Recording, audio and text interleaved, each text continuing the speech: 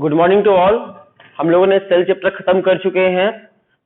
एक टॉपिक बीच में मिसिंग हो गया था, transportation of molecules across the membrane. Membrane के आर पार ट्रांसपोर्ट कैसे होता है, कोई मॉलिक्यूल्स मेम्ब्रेन के आर पार कैसे जाते हैं, ये बात शायद छूट गया था, गलती से मिसिंग हो गया था, तो उसके लिए लेक्चर बनाया है हमने। तो देख लेते हैं कोई भी मॉलिक्यूल्स मेम्ब्रेन के आर पार कैसे जाता है। इस चीज को पढ़ाने से पहले हम आपको एक कहानी सुनाते हैं। जल्दी से कहानी ध्यान समझेंगे। आपकी नदी है, नदी देखी है आपने, वाटर, पानी भरा हुआ है नदी में। नदी किधर से किधर बह रही है? नदी इधर से पानी जा रहा, इस तरफ जा रहा है। लेफ्ट टू राइट की ओर वाटर का मूवमेंट हो रहा है, ऐसे जा रहा पानी। आप नदी पे बोट लेकर बैठे हुए हो, ये नदी में एक बोट है, बोट पे आप बैठे हुए हो। ये आप अपना परिवार, आप बैठे हुए हो। अब बताइए, नदी में बोट पे आप बैठे, नाव पे बैठे हुए हो, आपको अगर इधर की ओर जाना है, किधर से किधर जाना है? आप ए पॉइंट पे हो और बी पॉइंट पर जाना है आपको एनर्जी खर्च करनी पड़ेगी या नहीं करनी पड़ेगी? बिल्कुल भी नहीं करनी पड़ेगी, क्योंकि वाटर के दिशा में जाना है आपको। किधर जाना है?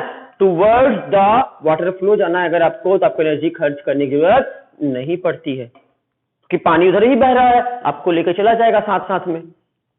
लेकिन वाटर इधर जा रहा है और आपको उसके अगेंस्ट में जाना है। आपको मान लो आप यहां पर बी पॉइंट पर हो और बी पॉइंट से आपको ए पॉइंट में आना है। इस बी पॉइंट में हो और आप ए पॉइंट में आना चाह रहे हो, डायरेक्शन वाटर का इधर है, आपको इधर जाना है, तो बहुत मेहनत करनी पड़ेगी। अगेंस्ट द कंसंट्रेशन ग्रेडियंट्स आपको एनर्जी खर्च करनी पड़ेगी। याद रखना, टूवर्ड्स में एनर्जी खर्च नहीं होती है और अगेंस्ट द कंसंट्रेशन ग्रेडियंट जब कोई चीज आती है तो एनर्जी खर्च करनी पड़ती है। अगर इतनी सी कहानी समझ में आ गई हो कि अगेंस्ट जाने में बहुत एनर्जी खर्च होती है और टूवर्ड्स में एनर्जी खर्च नहीं होती है, इतनी सी बात समझ गए हो तो आपको ये समझ में आ जाएगा। क्या समझाने की कोशिश कर रहे हैं? आपको क्वेश्चन क्या है? प्लाज्मा मेम्ब्रेन है ये आपकी, ये मान लो प्लाज्मा मेम्ब्रेन है। प्लाज्मा मेम्ब्रेन के दो साइड होंगे, इस तरह से साइड। प्लाज्मा मेम्ब्रेन के इस पार से इस पार, यहां पर मान लो कोई एक केमिकल ज्यादा है, ए नाम का केमिकल बहुत सारा यहां पर है, देख सकते हो, यहां पर एक केमिकल बहुत ज्यादा है, ए नाम का केमिकल, इस तरफ बहुत सारे हैं, और इधर पर ए नाम का केमिकल कम है, एक ही दो है, कम है। तो प्लाज्मा मेम्ब्रेन के आर पार जाना है इनको, प्लाज्मा मेम्ब्रेन के इस पार से इस पार आना है, cross the plasma membrane cross करना है। तो कहां से कहां जा रहे हैं? हायर कंसंट्रेशन किधर होगा? जहां ज्यादा है वहां हाई होगा, हाई कंसंट्रेशन है ए का, और इधर ए का कंसंट्रेशन क्या है? लो कंसंट्रेशन है। जब भी हाई कंसंट्रेशन से लो कंसंट्रेशन को चीजों को जाना होता है तो इनको मेम्ब्रेन के आर पार सीधे निकल आते हैं, और आर पार जाने के लिए, हाई कंसंट्रेशन से लो कंसंट्रेशन जाने के लिए इनको एनर्जी खर्च करनी पड़ती कि नहीं करनी पड़ती है? कंसंट्रेशन ग्रेडियंट्स के टूवर्ड जाना है। याद रखना, टूवर्ड द कंसंट्रेशन ग्रेडियंट्स, अगर आपको लिखते हैं हम टूवर्ड द कंसंट्रेशन ग्रेडियंट्स,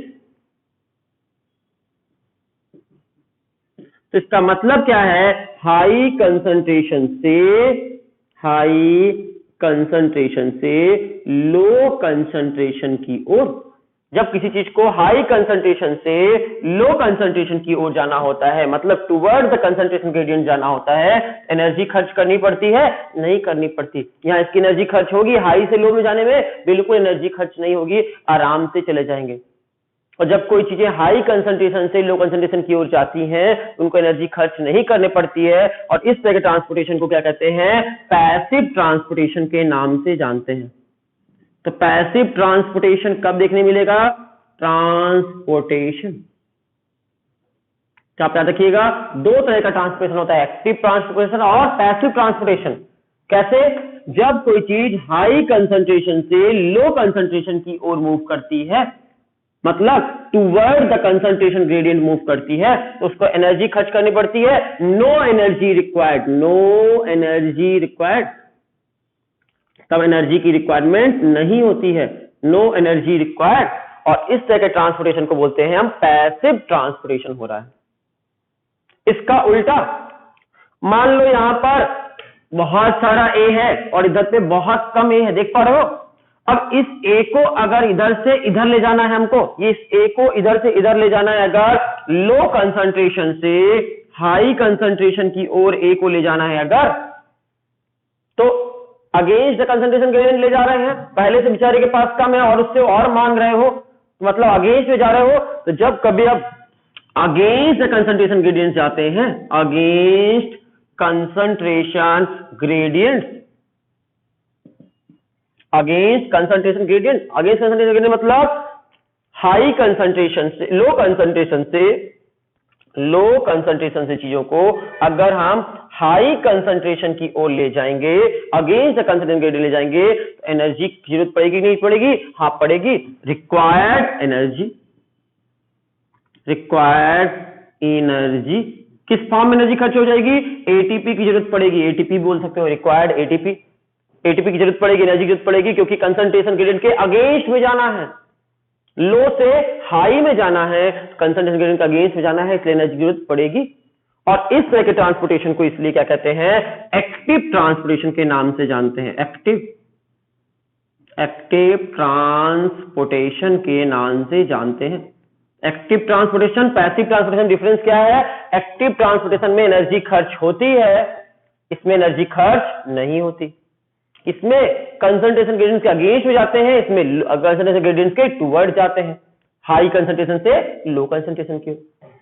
समझ में आ रही बात? तो कब एनर्जी खर्च होगी और कब एनर्जी खर्च नहीं होगी, आपको ये दो बात समझ में आ गई। एक्टिव ट्रांसपोर्टेशन और पैसिव ट्रांसपोर्टेशन समझ में आ गया होगा। दूसरी चीज जान लेते हैं हम, पैसिव ट्रांसपोर्टेशन जिसमें एनर्जी खर्च नहीं होती, इसके दो टाइप हैं, दो एग्जांपल हैं। कौन कौन सा? डिफ्यूजन, सिंपल डिफ्यूजन और ऑस्मोसिस। चाहे डिफ्यूजन पढ़ो या ऑस्मोसिस पढ़ो, उसमें कंसंट्रेशन ग्रेडियंट्स के टुवर्ड ही मूवमेंट होता है, हाई कंसंट्रेशन से लो कंसंट्रेशन की ओर। तो डिफ्यूजन होगा, सिंपल डिफ्यूजन करे कोई मॉलिक्यूल, या ऑस्मोसिस करेगा कब? जब उसको हाई कंसंट्रेशन से लो कंसंट्रेशन की ओर जाना है, सिंपल डिफ्यूजन या ऑस्मोसिस से चीजें जा सकती हैं। लेकिन जब उसको अगेंस्ट द कंसंट्रेशन ग्रेडियंट जाना होगा, तब उसको एनर्जी खर्च करनी पड़ेगी, और एनर्जी खर्च करनी पड़ेगी लो कंसंट्रेशन से हाई कंसंट्रेशन जाने के लिए। इस तरह को बोलेंगे कौन सा ट्रांसपोर्टेशन कर रहा है? एक्टिव ट्रांसपोर्टेशन कर रहा है। अब समझ में आया एक्टिव ट्रांसपोर्टेशन और पैसिव ट्रांसपोर्टेशन समझ में आया। अब उसके बाद क्या बात करते हैं कि आपका कौन सी चीजें मेम्ब्रेन के आर पर आसानी से चली जाएंगी, कौन सी चीजें नहीं जा पाएंगी। दूसरा नियम, एक और कॉन्सेप्ट पढ़ लेते हैं। कॉन्सेप्ट ये कहता है कि प्लाज्मा मेम्ब्रेन जो होती है वो नॉन पोलर होती है, नॉन पोलर लेयर है, तो नॉन पोलर है, और नॉन पोलर है इसलिए पोलर चीजों को अपने आर पार जाने देगी? बिल्कुल नहीं जाने देगी। ये कैसी है? नॉन पोलर है, प्लाज्मा मेम्ब्रेन नॉन पोलर होती है, तो पोलर चीजों को आर पार जाने नहीं देती, न्यूट्रल चीजों को और नॉन पोलर चीजों को आर पार जाने देती। कोई भी न्यूट्रल चीज है तो आराम से इसके आर पार जा सकती है, कोई भी आपका नॉन पोलर चीज है वो भी इसके आर पार जा सकती है। वाटर आर पार आराम से जा सकता है, तो जो भी नॉन पोलर चीजें हैं वो इससे आर पार जा सकती हैं, इससे न्यूट्रल चीजें भी आर पार जा सकती हैं मेम्ब्रेन के। कौन से मेथड के थ्रू? डिफ्यूजन के थ्रू, या ऑस्मोसिस के थ्रू, या फिर एक्टिव ट्रांसपोर्टेशन के थ्रू। ठीक है, लेकिन जब भी किसी पोलर को इस क्रॉस नॉन पोलर वाली मेम्ब्रेन से होकर गुजर कर जाना होगा, मान लो कोई यहाँ पर पोलर मॉलिक्यूल्स है और उस पोलर मॉलिक्यूल्स को मेम्ब्रेन क्रॉस कर इधर आना है, तो उसको कौन मदद कर सकता है? वहां पर उसे मदद लेनी पड़ेगी एक स्पेशल प्रोटीन से, और उसको बोलेंगे कैरियर प्रोटीन। इस काम में कौन मदद करेगा? उसकी एक प्रोटीन मदद करेगा, उस प्रोटीन का नाम होगा कैरियर प्रोटीन। यहां पर मदद कौन करेगा? Carrier protein. Carrier protein help in the transportation of polar molecules across the membrane. Across the membrane polar molecules को जाने में कौन मदद करता है? कैरियर मॉलिक्यूल्स मदद करते हैं। कैरियर मॉलिक्यूल्स का काम है कैरी करना, इस पार से उस पार पहुंचा देना। तो कैरियर मॉलिक्यूल्स जो होंगे वो प्लाज्मा मेम्ब्रेन के आर पार ले जाने का काम करेंगे। किसको? पोलर मॉलिक्यूल्स को। तो पोलर चीजों को आर पार जानी है, किसकी मदद से जाएंगे? कैरियर प्रोटीन की मदद से जाएंगे। तीन कॉन्सेप्ट समझाए आपको। पहला concept, plasma membrane non polar होती है। क्यों? क्योंकि उसमें लिपिड होता है, लिपिड की बाइलेयर होती है, वो नॉन पोलर होती है। और प्लाज्मा मेम्ब्रेन लिपिड जो है वो नॉन पोलर है, इसलिए नॉन पोलर चीजों को तो आराम से जाने देता है। न्यूट्रल चीजों को भी आर पार आराम से देता है, लेकिन पोलर चीजों को आर पार जाने नहीं देता है। तो पोलर चीजें प्लाज्मा मेम्ब्रेन के आर पार कैसे जाएंगी, किसकी मदद से जाएंगी? वो जाएंगी सिर्फ और सिर्फ कैरियर मॉलिक्यूल्स की मदद से, कैरियर प्रोटीन की मदद से। कैरियर प्रोटीन कैरी करके ले जाएगा उनको, पहली बात।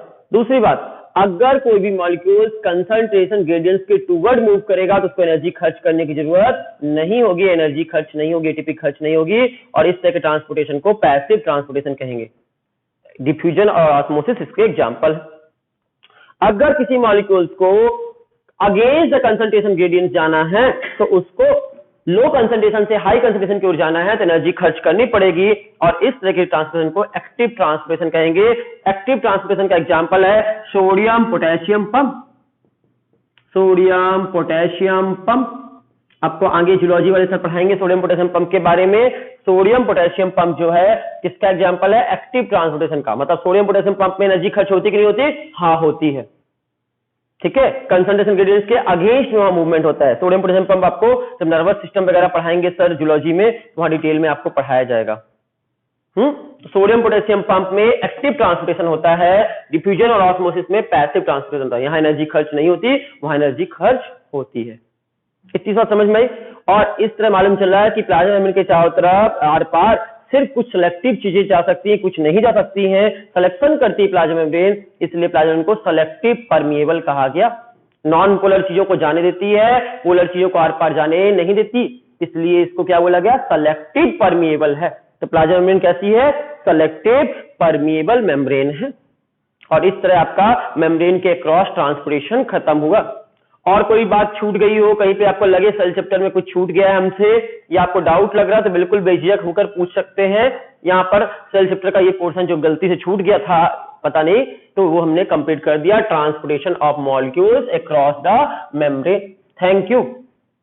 कोई दिक्कत लगे, डाउट लगे तो बिल्कुल पूछ सकते हो और भी।